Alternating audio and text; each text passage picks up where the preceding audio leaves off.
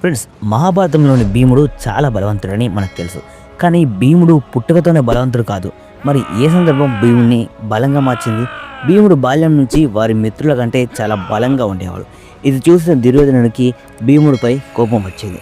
ఇదే కోపంతో ఒకరోజు భీముడు భోజనంలో తెలియకుండా వనస్పతి విషాన్ని కలిపాడు. అది తిన్న భీముడు మూర్ఛపోయాడు. అది చూసిన దుర్యోధనుడు భీముడిని తాళ్లతో కట్టేసి గంగా నదిలో పడేశాడు. అలా గంగా నదిలో మునుగుతూ భీముడు నాగలోకం చేరుకున్నాడు. అక్కడ నాగుపాములు వేల సంఖ్యలో వచ్చి భీముడు ఒంట్లోని విషాన్ని తీసేస్తాయి. మూర్ఛ నుంచి బయటకు వచ్చిన భీముడు పాములపై దాడి చేయడం మొదలు పెడతాడు. పాములను కాపాడడానికి అక్కడికి వాసుకి సర్పం వస్తుంది. వాసుకితో పాటు వచ్చిన ఆర్యక్ అనే నాగు భీముడిని హద్దుకుంటాడు.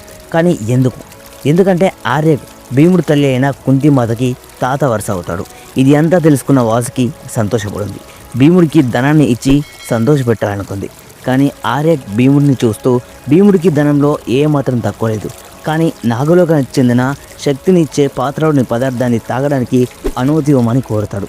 దాంతో వాసుకి భీముడిని చూస్తూ నువ్వు ఎన్ని పాత్రలు తాగలుగుతావో అన్ని పాత్రలు తాగాయి అని చెప్తుంది.